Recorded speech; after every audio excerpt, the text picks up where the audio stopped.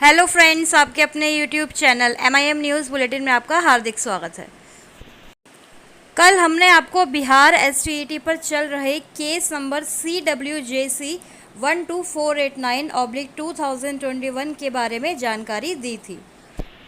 यह case petitioner Dilip Kumar Jha द्वारा बनाम राज्य सरकार किया गया है। सीटों की संख्या को बढ़ाने को लेकर ये केस दर्ज किया गया है। तो आपको बता दें कि कल चीफ जस्टिस की बेंच में केवल 30 केस तक ही सुनवाई हो पाई थी और कल ये केस कॉज लिस्ट में 42वें नंबर पर लिस्टेड था, तो इसलिए इसकी सुनवाई कल नहीं हो पाई थी। और जैसा कि आप अपनी स्क्रीन पर देख पा रहे हैं कि आज इस केस की करंट पोजीशन यानी कैरी फॉरवर्ड लिखा गया है और इसका प्रेजेंट स्टेटस पेंडिंग है और आज ये 14वें नंबर पर लिस्टेड भी है। तो पूरी उम्मीद है कि आज इसकी सुनवाई के चांसेस काफ़ी ज़्यादा हैं, तो हो सकता है कि आज इसका ऑर्डर आ जाए। और इसी तरह अगर बिहार STET पर चल रहे सभी केसेस की सुनवाई जल्द से जल्द होती रही तो हम उम्मीद कर सकते हैं कि 7वें चरण की बहाली प्रक्रिया भी जल्द शुरू हो सकती है। अब चलिए अगली खबर की तरफ चलते हैं। केंद्रीय शिक्षा मंत्री भारत सरकार यानी श्री धर्मेंद्र प्रधान ने जब बिहार राज्य के शिक्षा मंत्री श्री विजय कुमार चौधरी से मुलाकात की थी तो उनके बीच शिक्षा को लेकर क्या चर्चा हुई थी, आइए इस पर एक नज़र डालते हैं। देश के शिक्षा मंत्री धर्मेंद्र प्रधान ने अपने ऑफिशियल ट्विटर हैंडल पर बिहार के शिक्षा मंत्री विजय कुमार चौधरी से मुलाकात का जिक्र किया है। उन्होंने लिखा है कि बिहार के शिक्षा मंत्री से मिलकर खुशी हुई है। शिक्षा के क्षेत्र में बिहार को अग्रणी राज्य बनाने, शिक्षा की गुणवत्ता बढ़ाने तथा नई शिक्षा नीति 2020 के अंतर्गत बिहार के शिक्षण संस्थानों के गौरवशाली इतिहास को पुनः स्थापित करने पर चर्चा हुई है। इधर प्रदेश के उच्चतर शिक्षा परिषद के उपाध्यक्ष कामेश्वर झा ने ट्वीट कर कहा है कि बिहार के शिक्षा मंत्री विजय कुमार चौधरी ने प्रदेश की शिक्षण संबंधी समस्याओं के समाधान की दिशा में प्रभावी कदम उठाए हैं। इससे बिहार को फ़ायदा होगा। इससे पहले दिल्ली में केंद्रीय शिक्षा मंत्री से मुलाकात के विषयों को लेकर बिहार के शिक्षा मंत्री विजय कुमार चौधरी ने व्यापक जानकारी साझा की थी। इस संदर्भ में उन्होंने अपने ऑफिशियल ट्विटर हैंडल पर लिखा है कि बातचीत के दौरान बिहार के संदर्भ में शिक्षा से जुड़ी समस्याओं के समाधान के लिए केंद्रीय शिक्षा मंत्री ने आश्वासन भी दिया है। तो फ्रेंड्स, अगर बिहार को शिक्षा के क्षेत्र में अग्रणी राज्य बनाना है तो सबसे पहले तो शिक्षकों की बहाली प्रक्रिया को सरकार को जल्द से जल्द शुरू करवाना चाहिए, क्योंकि अगर शिक्षक ही सड़कों पर उतरेंगे तो बच्चों का भविष्य, विद्यार्थियों का भविष्य कौन बनाएगा। चलिए अब शिक्षक बहाली से जुड़ी खबरों पर एक नज़र डालते हैं। 94,000 प्रारंभिक शिक्षकों की नियुक्ति को शुरू हुई दूसरे चरण की काउंसलिंग।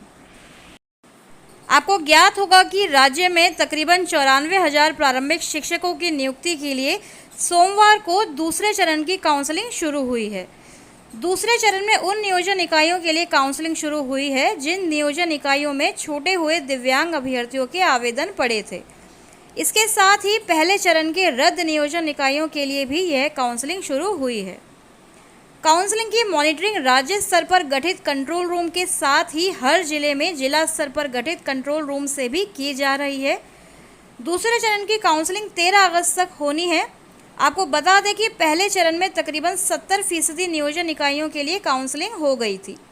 ये सभी ऐसे नियोजन इकाई थी जहां छूटे हुए दिव्यांग अभ्यर्थियों के आवेदन नहीं पड़े थे।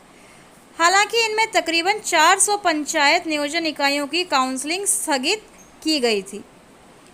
पहले दिन यानी सोमवार की अगर आपको अपडेट दें तो नगर निकाय नियोजन इकाइयों के लिए सामाजिक विज्ञान यानी सोशल साइंस के 6ठी से 8वीं कक्षा के यानी 6 to 8 के शिक्षक पद के लिए काउंसलिंग हुई है।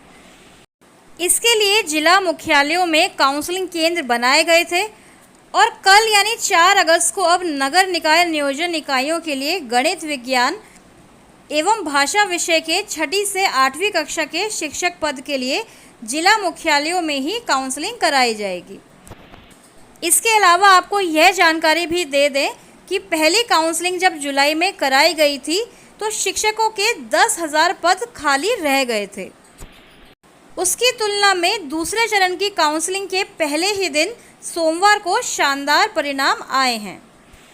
और पिछली बार की काउंसलिंग में आपको याद है कि करीब 400 पंचायत नियोजन इकाइयों में बड़े पैमाने पर अनियमितता की शिकायतें आई थी।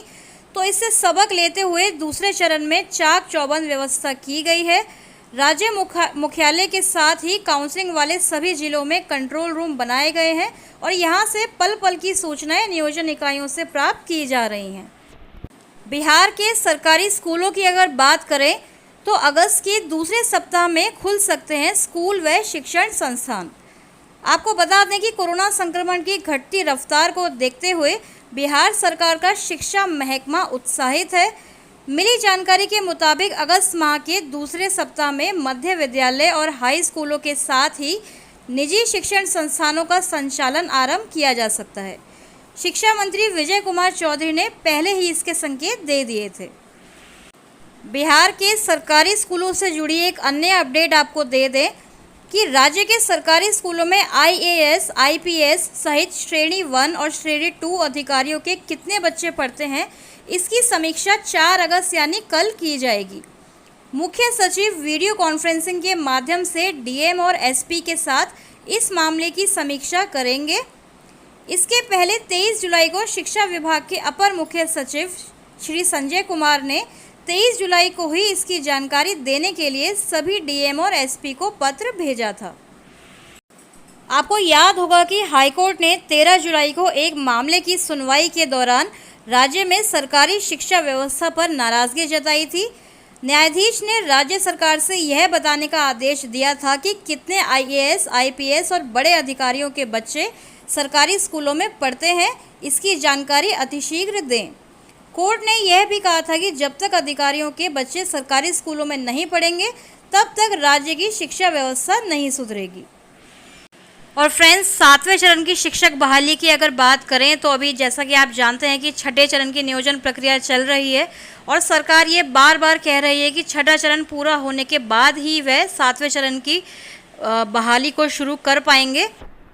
और आपको यह भी पता है कि छठे चरण के नियोजन का संशोधित शेड्यूल जो माध्यमिक एवं उच्च माध्यमिक शिक्षकों के लिए जारी हुआ है, उसके अकॉर्डिंग अगर देखिए तो दिसंबर तक तो वही शेड्यूल यानी वही बहाली प्रक्रिया कंप्लीट होगी।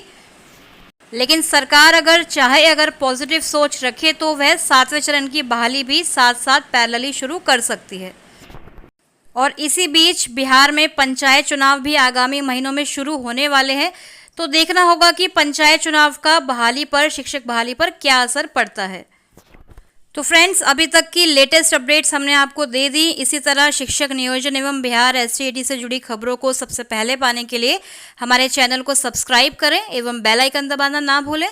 Thank you for watching.